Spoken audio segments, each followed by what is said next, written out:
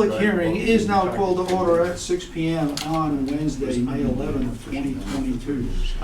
This hearing is being held as required by the provisions of Chapter 131, Section 40 of the General Laws of the Commonwealth, an act relative to the protection of the wetlands as most recently amended.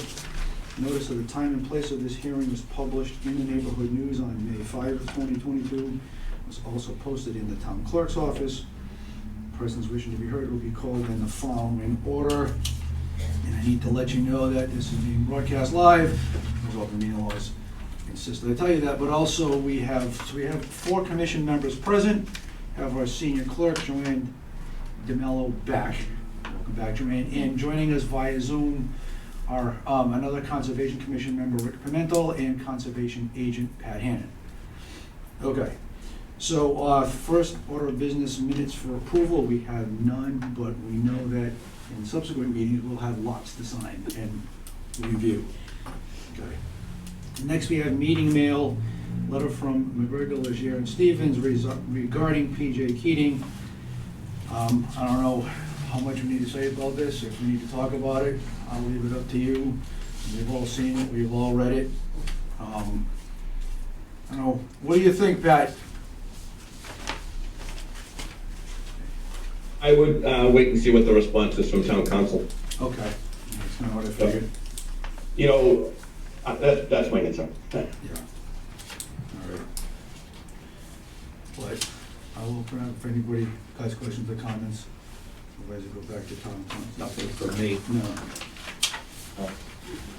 No. Other than to say that the commission received a letter from Luke Leger, who's legal counsel for PJ Keating from the firm of McGregor, Leger, and Stevens, in response to the last meeting held.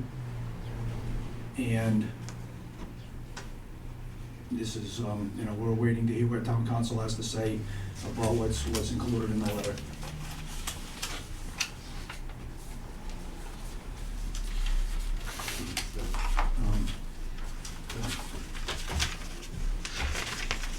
No one's here to ask questions, otherwise, good.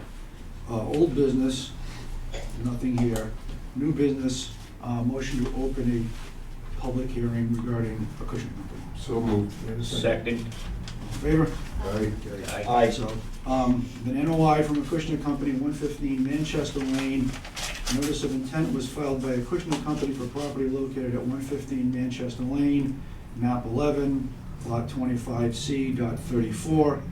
The applicant proposes to construct a 50-foot by 110-foot visitor center with associated parking lot reconfiguration, utilities, subsurface sewage disposal system, and stormwater management system within the 100-foot buffer zone of a bordering vegetated wetland. Work proposed is limited to drainage improvements and the construction of an infiltration basin. Plan name is Test Facility Visitor Center, prepared for Acushnet Company, dated April 26, 2022. And I see Bill Madden from GAF Engineering. Mr. Madden, the floor is yours.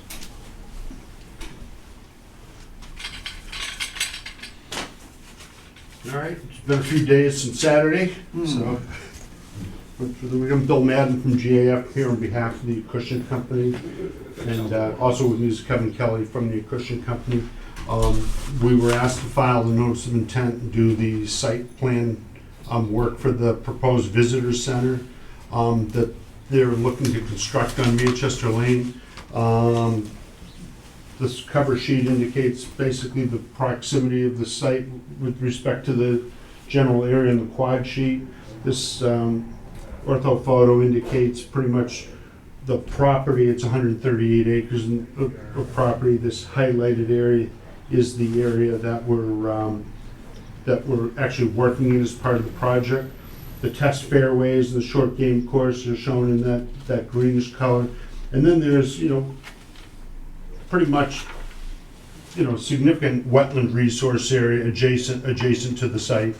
We happen to be abutting it in this south, I guess it would be the southwesterly direction where our drainage basin is proposed. But what we,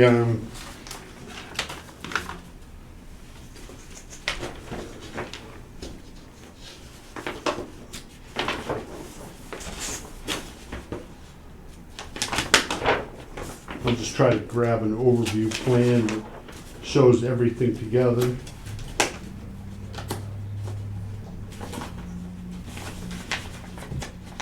Come on.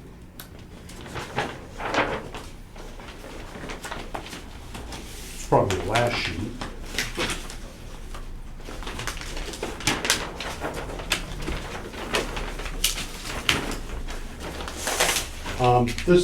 The first sheet is the cover sheet, the second sheet's notes and general notes. This drawing right here, plan number 3, basically shows all the existing conditions in the demolition that's proposed to take place out there. You might recall from the on-site, we have the existing building here with the hidden bays that exist in that. There's a couple of maintenance facility buildings and structures, a parking lot, a gravel area for overflow parking, a couple of golf tees and what have you. Some drainage that was constructed some time ago with a notice of intent we filed with Concom. But effectively, all of this, with the exception of the existing building, will be removed from the site to make room for the new construction. You might also recall that we were before you earlier, probably last year, when we were proposing to do the maintenance facility, which is just further down on the driveway to Manchester Lane. And that's where all of these structures are being relocated to, the maintenance building. It's a 60 by 40 building, identical to the one that's there. We have a stormwater management system proposed for that site, and it'll free up this area for development of the test facility and the building with the hitting bays. You can see this is where Manchester Lane is here. There's this line with a dash and a dot in it. That's the 100-foot buffer zone to the BVW that we'll be working adjacent to with the drainage basin. But you can see that predominantly all this work is outside any wetland resource area. There is a small isolated vegetated non-jurisdictional wetland here. Nothing is proposed to occur here, although we are relocating a portion of this drainage system on the other side of the newly constructed T, but we'll still plan to connect into that line and go to the plunge pool that we have there. As we head down Manchester Lane, you can see our buffer zone, the 100-foot buffer zone to the BVW. It's shown by flagging stations are shown on the plan. Brad Holmes from ECR did the wetland flagging for us on the site. We also augured a few test pits in the area of the drainage basin to obtain water table elevation so that we could design our stormwater management system. This is really the area that's subject to the notice of intent. We realize that while this is the area where the construction activities are going to occur relative to the notice, stormwater management is all being generated from this portion of the site. So it's important to understand what we're looking to do there. We'll show you what we have for our stormwater system, and that's being directed to this drainage basin.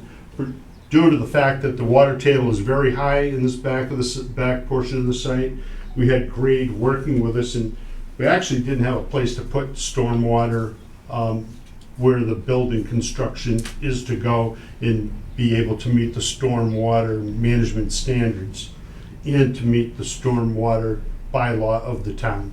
So there were a couple of things that we needed to comply with there.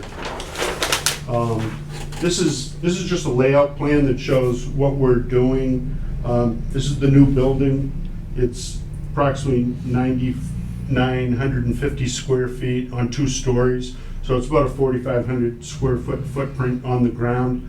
Elevation of which is this building will be a little bit higher, approximately 4 feet higher than this building. It'll be at its walkout door, and the hitting bays are going to be pretty much equal to the elevation of the tee, so that the players or the people being fitted for clubs or down at the facility for whatever reason, on a nice day they can be hitting outside. On a good day, on a lousy day, they can be hitting from the inside hitting bays. We show our walkways. Our parking lot is going to be reconstructed effectively in the same footprint. We do show an overflow parking area. We do call it for overflow parking and bus. Occasionally, they'll have a group of people that'll come down to the site, and it might be more convenient to all of them to gather at a common place and come down here. It really is a pretty good idea. So we're asked to create a little bus parking, overflow parking area. What that does, it really relieves a little bit of pressure on the roadway, and any conflicts with motor vehicles coming and going kind of reduces that potential. So essentially, that's what we're going to be doing. This is where the new golf tee is, and our septic system. We're going to run our sanitary waste from inside the building to a septic tank to a pump chamber, and then we're going to discharge it to our leaching facility that'll be underneath the golf tee. And that is pretty much identical to what we did at the other building, the maintenance buildings. Same type of arrangement there.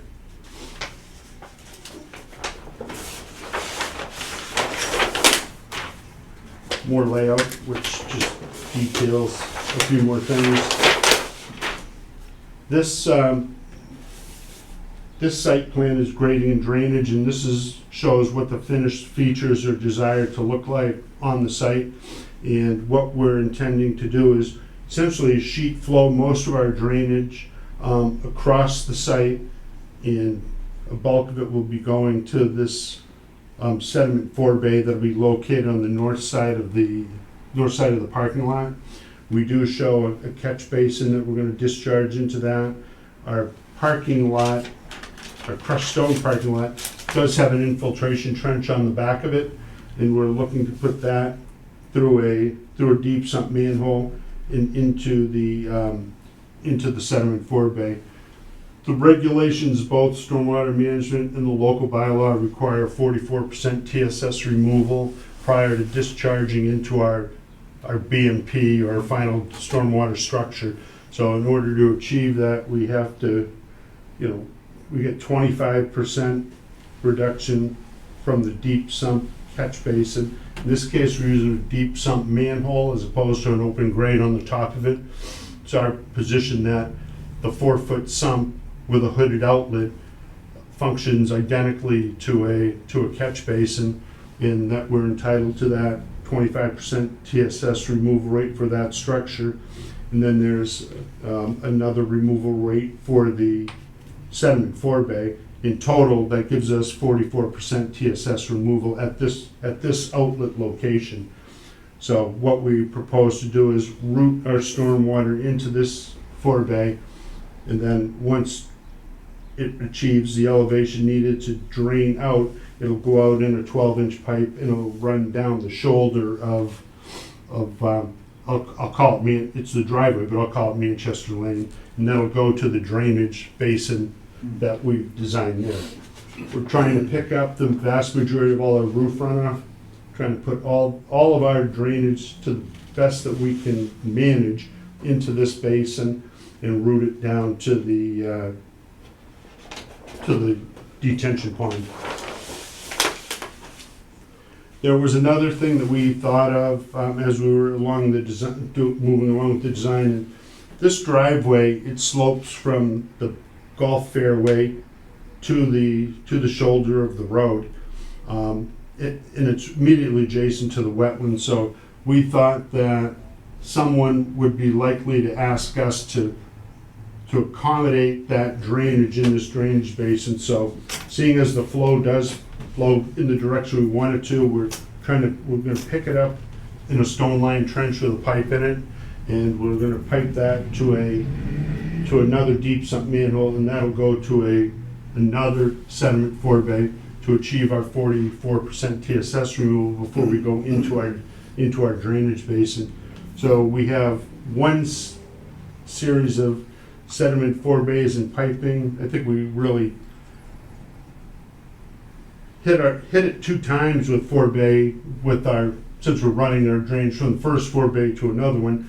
There were a couple of existing drain pipes that came from the golf fairway that went unmitigated to the ground out there. So we thought it would be wise to try to manage that stormwater in accordance with stormwater policy.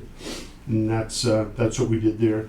So there'll be like a 3-foot wide stone trench with a pipe in it. We're gonna have a wooden guardrail on the outside, or let's call it the inside of that area. There'll be a small removable section of guardrail to allow the maintenance equipment to access the stormwater management basin. Excuse me. We're not planning to reconstruct Manchester Lane. We're going to leave the surface in its current state. So there's our drainage system. That's the area that you can see our BVW surrounds our drainage basin, and our outlet flows out of the southwesterly side of the basin into a level spreader, and then into the upland adjacent to the BVW. There's the plan I was looking for, the one that shows everything together. That's kind of how it all blends together. So you can see it's stretched out a little bit, but I think it'll look, when it's done, it'll look great. As you know, they do a fine job maintaining the grounds down there, and we would expect that to continue on. The drainage basin, there's a detail on the sheet 12, sheet number 12, that just gives us our elevations of the 2-year, the 10-year, 25, and 100-year storm. Our outlet spillway is set at that 100-year storm event, and all the other less significant storm events fall below that. In the 2-year event, it doesn't really amount to a whole heck of a lot in that basin. There's really not a lot of flow when it comes down to that. We've designed that portion of the basin to have an infiltration component to it, and so we're leaving a little bit of water in the basin to infiltrate into the ground. That will allow us to meet the groundwater recharge component of the stormwater regulations and the DEP stormwater management requirements. So that's what we're looking at there. All the pipe ends, each pipe, whether we're discharging into the basin or out of it, we're using modified rock fill. So that's our mitigation for the flows and any erosive velocities that could be developed in the system. We're not expecting to see anything significant with velocities out there. Everything's pretty flat due to the nature of the ground that we have there. And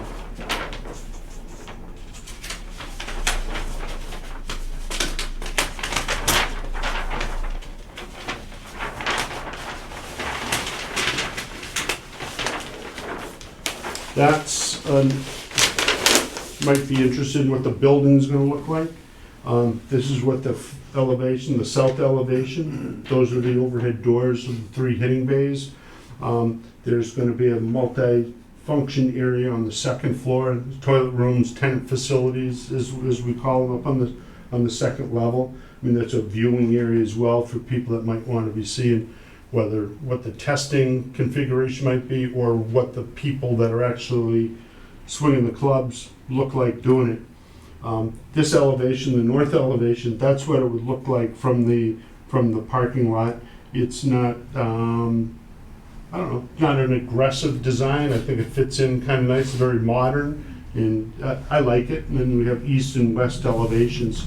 So the west elevation faces the old building, the east elevation faces the golf tee on the east side of things. So that's what the building looks like. That's what the overall project is about. And I think we did a pretty good job meeting all of our stormwater requirements. I think we mitigate any adverse impact, potential adverse impact to the wetlands as a result of the construction activity with the sedimentation erosion control plan. There's also a long-term construction and maintenance plan for this site. There was another consultant that did our stormwater permit for the NIPD stormwater permit for it, so that was also, I think we included that in the notice of intent as well. So the biggest thing, I think, with the project such as this is proper sedimentation erosion controls being put in place and monitored for the duration of the construction. Construction dewatering may come up. We have a dewatering basin designed, usually the location of which would be dictated by the actual construction activities. But typically, it's going to be some hay bales in, say, a 10 by 10 arrangement with a dirt bag set on stone where our pumped discharge would go into that bag, it would settle through the bag, disperse through the infiltration stone, and that's how we would maintain adequate TSS removal during that construction dewatering activity. It's probably the only thing that we really need to be concerned with. Another thing, I don't know if you noticed it, but on the maintenance building, we also call for a concrete washout pit area. Probably seen a lot of washout of concrete in various places that you might not like. So what we prefer to do is use a poly liner in a rectangular arrangement where the concrete can just be washed out directly into that. It can harden, and then it's disposed of as an entire unit, properly disposed of. So it doesn't find its way like on a fringe wetland someplace, in an area that nobody would like to see. I mean, I think more often than not, that's something that I see a lot of. I've seen a lot of over the years. So we think that that's an important feature to have on the site, and I know that the erosion sedimentation control plan is pretty significant for the job. So we're looking to have a good project, and hopefully you guys will see it in a similar manner. And right now, I'm happy to answer any questions you might have regarding the project. Yeah, you mentioned dewatering, you mentioned hay bales. You'll have to find something else, but I don't think we're using hay bales anymore. Is that right, Pat? No more hay bales? Or only, no hay. Strong. And they might have seeds in it for invasive stuff, so straw bale. Yeah, I think we show straw wattle with our Okay. typical straw wattle coupled with the silt fences, our typical You sedimentation. mentioned hay erosion bales, I control. just wanted to make sure that, you know, that We Yeah, can- but you can't use hay bales, you have to use straw bales. Yeah, okay, there's no worries there. Yeah. We're happy to do that. Commission members, questions, comments, thoughts? I seen your erosion controls from the other project and they're impeccable. You guys do a great job. Thanks. Thank you. They did. Pat, Rick, questions, comments, thoughts? No, not at this time. So I have a question, Bob, on the TSS during construction. Is there any requirement in the NIPD's permit to do some periodic testing during that discharge? No. I didn't see it. Kevin may know. The new permit, the 22 permit, has a requirement if you have extended dewatering, you have to sample that for turbidity. And I wouldn't want to assume that filter sock is working. I'd like to see a test when you start to discharge to make sure that it is achieving what it's supposed to achieve. And maybe, I don't know the duration of your construction, but maybe a periodic check just to make sure there's no exceedance there. Are you talking about the desedimentation basin, Pat? No, if I'm hearing this correctly, there's going to be a discharge during construction through some type of a filter sock, and you were going to achieve suspended solids during construction there? No, we're stating that in the event we have to do construction dewatering, that we would Okay. pump that through a filter bag or a filter sock and have Yeah. that confined with Okay, straw so- bales. So I would ask that in the event that you do any construction dewatering, that there would be a test to make sure that the sock or filter bag, is going to achieve what you're trying to achieve. And then make sure that if you're going to use a filter bag and collect the solids, that there's a plan of some way to dispose of them, as it fills up. Just a precaution.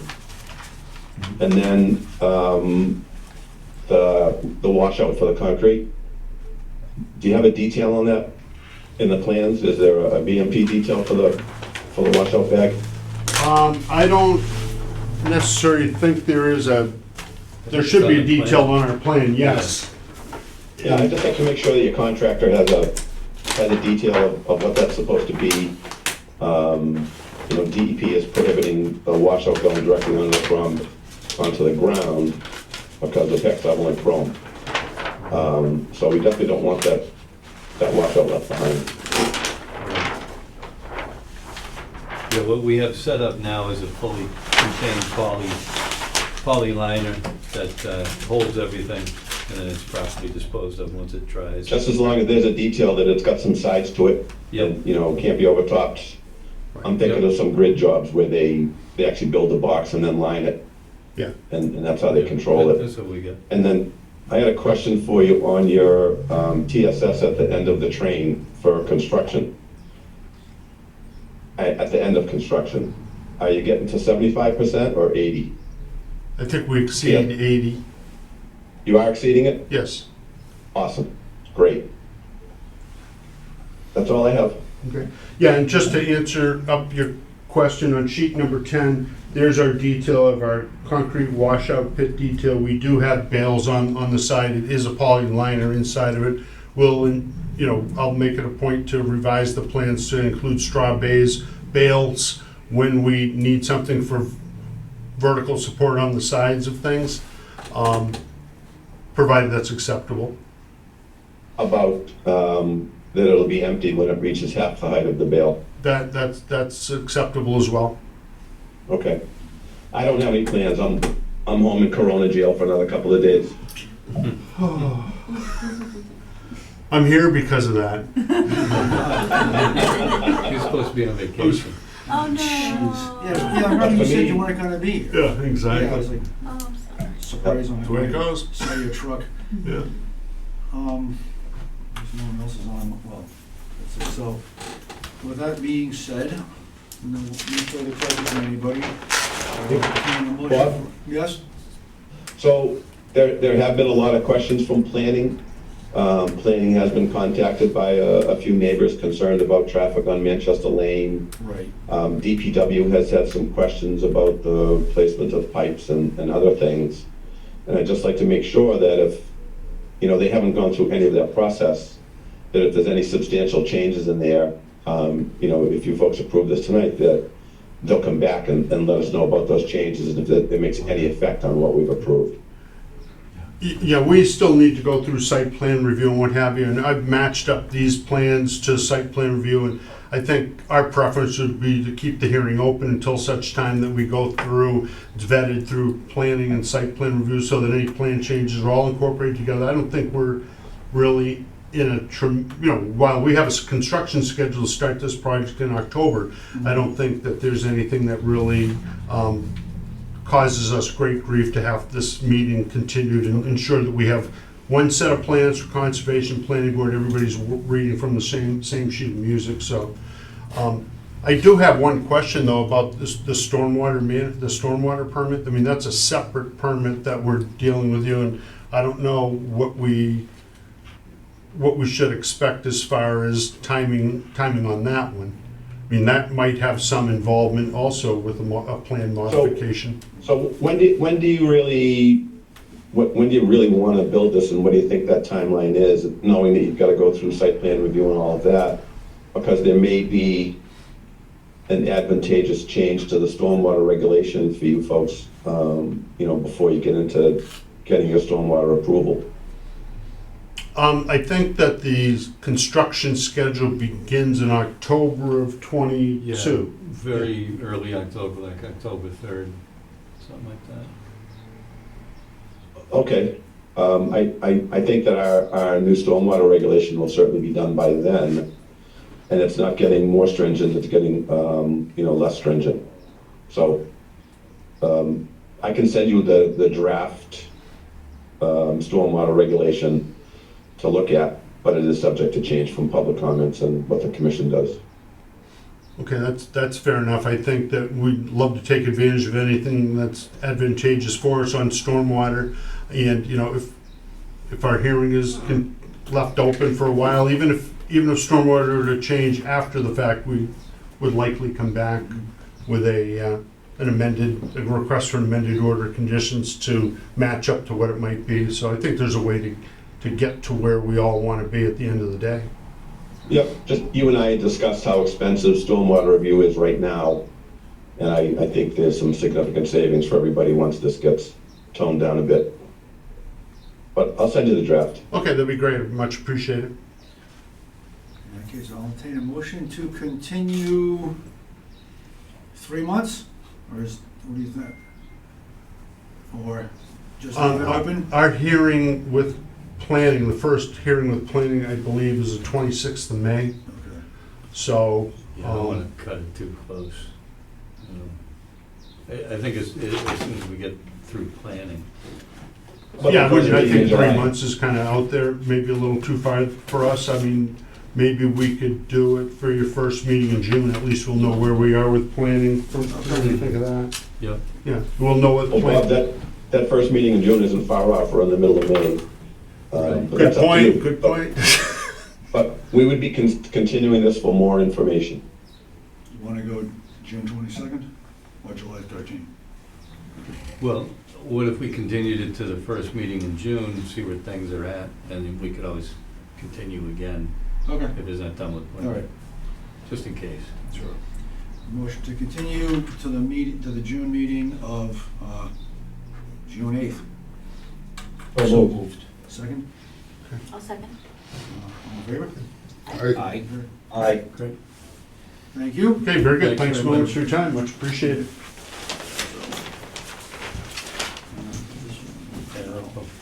Sure. Yeah, we'll just put this guy back for the. I'll motion to close the public hearing. so moved. Second. All in favor? You're not closing, you didn't move to close the public hearing, did you? You're right, you're right. All right. I shouldn't have said that. Yeah, you already continued it. Continue, no need to close it. Scratch that, Joanne. All right, Okay, thank you. thank Thanks, you. guys. Thanks. Take care. Thanks, Pat. Have a good night, Kevin. On to the discussion part of things. I will start it off with, notice that an email came through to all town departments recently shutting off any overtime hours and overtime pay, which meant that if that was the case, Joanne would not be able to come to these meetings. So, after having popped in this morning to get the milk crate of stuff, talked to Joanne, Pat was on the phone. We talked about use of NOI money. I sent an email to town administrator this afternoon. He replied pretty quickly, with my proposal that we use NOI money, because it doesn't come out of town budget, to cover the cost of overtime. And his response was to check with finance regarding Department of Revenue regulations and things like that. So I called, Lean answered the phone, and I later talked to Nick. And he said, right now, there's a little bit of longevity money, it seems, to cover the cost of overtime, which really isn't a lot of money. But I also would like us to vote to support the use of NOI money for overtime should it come to it for this fiscal year. So I'm throwing that out there for discussion. I don't know what you think. I have no problem with it. Yeah, because Yeah, me neither. it's a whole lot easier for Joanne to be here in Yeah. attendance and start writing notes, as opposed to just watching the meeting on video, and then having to take it from there. Yeah. What are the other departments doing? I don't know, I mean, do you have any idea? I mean, you just got back. Hey, Bob. Yeah, Pat. Bob, yeah, so, the Department of Revenue has nothing to do with the Wetlands Protection Act money. The Wetlands Protection Act has everything to do with that. And it says specifically in the Wetlands Protection Act that the money shall be used for salaries and administration of the Wetlands Protection Act. And that's exactly what Joanne does. I saw the email from Nick that there's some longevity money and maybe some overtime money left from the prior agents. I would prefer that you guys just vote to use WPA, get that to the manager, and let him find out that we have the right to do it, we have the right to spend it, and kick that in rather than rely on some short-term Band-Aid from finance. I like that idea. Yep. Yeah, and so that way, if we vote on it, we've covered it, we've made it obvious that we all support doing this, that there's no question about it. So I'll entertain a motion that, the conservation, that notice of intent money be used to cover the overtime costs of our senior clerk. I'll make a motion. Do we have a second? Second. Any further discussion? Oh. All in favor? I, Aye. Opposed or abstaining? That's unanimous. Good. If I could, there's been one other directive from the town administrator's office. Okay. So they have frozen our budgets. We are not allowed to make any expenditures without the approval of the town administrator. Mhm. I contacted the town administrator's office and said, is there a dollar limit, because it's a very broad request. And they said, no, there's no dollar limit. So basically, if we wanted to spend $5, we need approval. I'm waiting to see how that goes, because, that applies to all the other departments. Mhm. They don't have revolving funds like the WPA that we can draw money out of. And if you take this literally, people need approval to buy gas for the police cars, to, buy parts and whatever. So I've got an email into the administrator about that, and we'll find out where we go from there on that. But currently, we can't spend any money without approval. So what brought this about, Pat? Any reason, or? Yes, there's a major shortfall in another department, and that money needs to be made up this fiscal year. They can't deficit spend. The only one that can deficit spend is snow and ice. Okay. So they're trying to find every nook and cranny to get money to make this up. It's nothing malicious. It's just a problem in town. Yeah, I was just curious. That's Yeah. Thanks, Pat. Any other discussion items before we move on to stormwater? Okay. So, stormwater, we had the article tabled on Monday's meeting, and there should be some clarification regarding what was read by Selectman Gaspar and what happened or did not happen at the last year's town meeting on this topic. So some clarification would be good. You want me to give you that clarification? Yes, please. Okay, so when the town planner left, I offered to help out the planning board, so I was put in there in a temporary status. When was this, Pat? And this was in 2020, late 2020.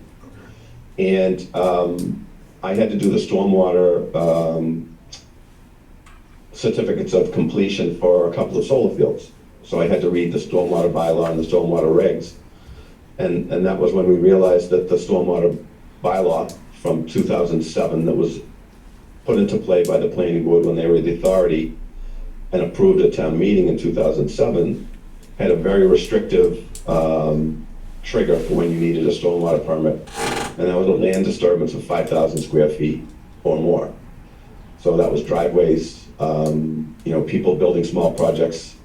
And as we've started to enforce the bylaw, it's very expensive to get a stormwater permit. So Conoco was working for the town as a peer review at PJ Keating. They do MS4 stormwater work for like 11 communities. And they took on the project of bringing the bylaw up to date and bringing a companion stormwater regulation up to date with that. EPA required the 2007 bylaw actually to be updated in 2019, and it didn't get done. And in 2019, EPA came in and met with the stormwater agent and maybe the town administrator with an enforcement conference in the conservation office. And when I found out that all this had taken place, I went to Julie when she was town administrator and said we need to update the bylaw and get it on to town meeting. The warrants had already closed for that town meeting, and we weren't able to get the bylaw onto town meeting But the planning board decided to take the companion stormwater regulation and update that so that when the bylaw did come into play for the next town meeting, it would all be done. Unbeknownst to me, when I brought the stormwater regulation forward, I did not advertise it in the newspaper for the public hearing. I didn't know that it needed to be advertised. I hadn't done that before. So even though the planning board had a public hearing and voted to accept the new bylaw, the new stormwater regulation, it wasn't valid because it wasn't advertised. So everything was still back to square one from 2007. So we waited until this town meeting to get the new stormwater bylaw into the spring annual town meeting this year. And it had the required change to change the trigger for projects of land disturbance from 5,000 square feet to 40,000 square feet. So now you can build a project from 5,000 to 39,999 square feet and not trigger that, what I've now found out to be about a $25,000 stormwater permit. It's about $20,000 in engineering and about $5,000 in peer review. It's an expensive process, but it is a lot of detailed work for these engineers on both sides. So somehow, it came up at Springtown meeting that this bylaw that was on Springtown meeting had been passed last year. And that was just a mistake. It was the regulation that was passed by the planning board at a planning board meeting. None of this ever made it to town meeting last year. The warrant was closed. So now we have a bylaw that's required by EPA that hasn't been approved, and we needed to be in compliance with EPA by June 30th. So we may get dinged on this. I recommend still going ahead and discussing the regulation and vetting that, and having a public hearing and figuring out where you want to land on all of that. Like I said at the last two meetings, the thing I find to be over the top in the regulation is the tree cutting preservation and having a tree bank and having to pay money for each tree you cut down. That's to me, that's over the top. The only thing that the commission as a stormwater authority has the right to change is the regulation. You folks, the bylaw gives you folks the authority to make these regulations. They're your regulations to make. We've been given a template that EPA gives to Conoco. So currently our regulation doesn't allow low impact design credit for stormwater. And we're not allowing people to do that on projects, and they're having to design, elaborate systems that cost $30,000, $40,000, $50,000 to build because we don't allow something that's actually good for the environment. So the sooner we can change that, the better.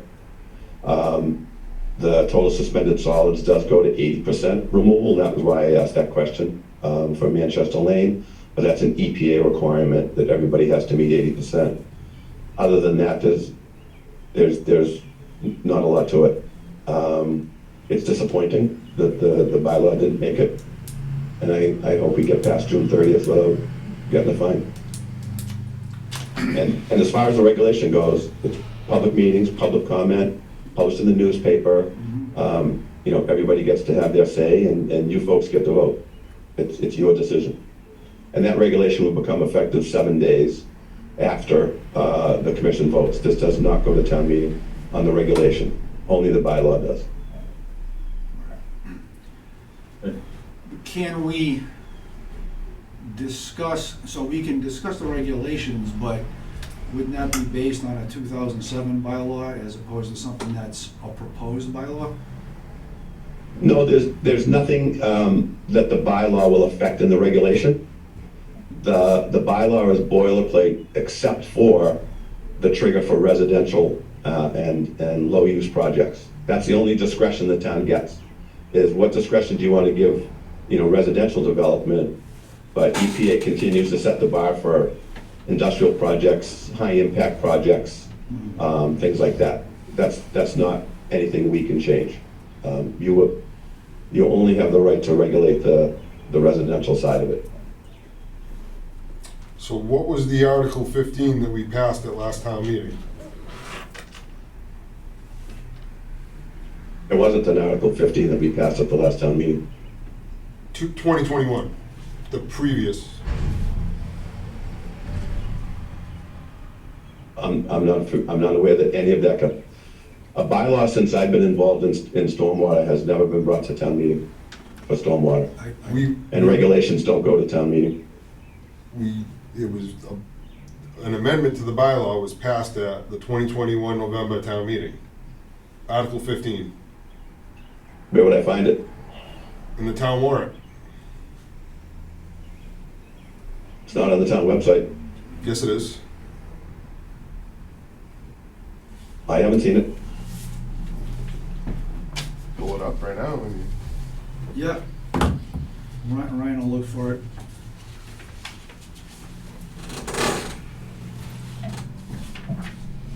While he's doing that, I'm curious, do we have any filings? We've got Rockwell coming back on the 25th. Yep. You said field engineering just put something by? Yeah, field engineering, I didn't honestly have time to look at it, but it was quite large. I think he's been, Mr. Ricchio's been talking to Pat about stormwater stuff, Pat. So that package just arrived today, there was no payment with it. I didn't look at it, I was in the Board of Health. So Yeah, Bob, you've seen some of my emails back and forth with Rich Riccio. Right. I received a phone call from the company that's actually buying that project. They're trying to keep on the down low while they try to sell this. And now the buyer found out that there's been a solar moratorium imposed that may affect them. I found out from the town planner that their permit has expired. They're gonna have to go through plan review and all those things all over again after the moratorium. So this isn't going anywhere soon. The buyer says they're still buying the project and that they're going to pay for the stormwater review and all of that. But an application without a check doesn't do us any good.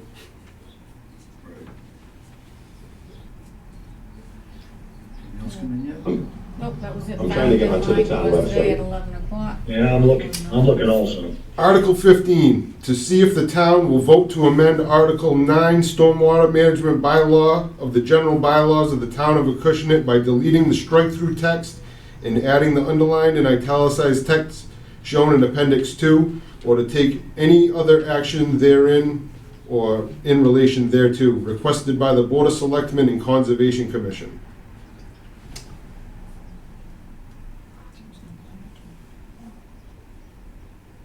Oh, yeah, I see it. And it passed on May 10th, 2021. Well, it just so happens that May 10th, 2021 is when the soil bylaw passed at town meeting. Not the stormwater bylaw. They both passed. I'm not familiar with that, because I'm here to tell you that I didn't put that through. It was held off by Julie, was what I was told, and I was at town meeting on May 10th, 2021. I'll look on the website tonight and see if I can actually find the bylaw, Bob, Okay. and then I'll contact Pam and ask her for the red line of the article as it was submitted, and see what the changes were, if it got accepted, and we can take it up at the next meeting. It would be great if that bylaw passed. I don't know how it would have been submitted, but we'll find out tomorrow. That would actually be better for us if that's the case. No, it would be great. But if you look at the town website, the 1987 soil board bylaw is still on the town website, not the 2021. Right. If you go to the soil board, you'll find the 2021 bylaw, but it's not on the town clerk's page of bylaws. It doesn't look like the town clerk's bylaws book has been updated since the last several town meetings. So you need to go all over the website to try and find things.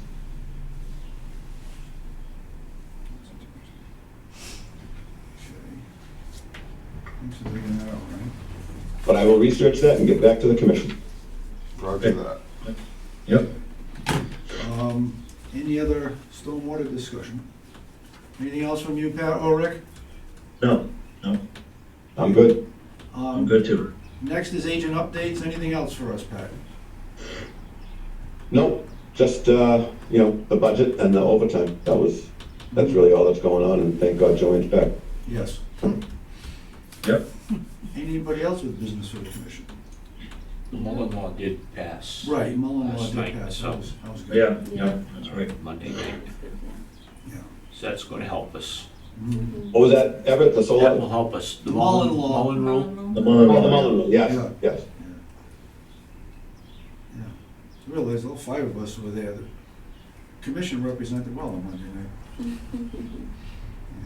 All right. So is the commission interested in getting the stormwater regulation, you know, onto the agenda and getting into discussions about it and having a public hearing and, you know, having that ready to go? Not if it's already been passed. I'm not interested. No, the regulation, the companion to the bylaw. I gave you guys a draft regulation a few meetings ago. Right. Maybe not for the 25th, but maybe the meeting after that. Yeah, Yeah, I got it right now. I think we should. Yeah, Yeah. just let Joanne know when you're ready to go and we'll kick that in. Okay. Okay. All right. In that case, I'll entertain a motion to adjourn. So moved. Second? Second. All in favor? Aye. Meeting Aye. adjourned at 6:52.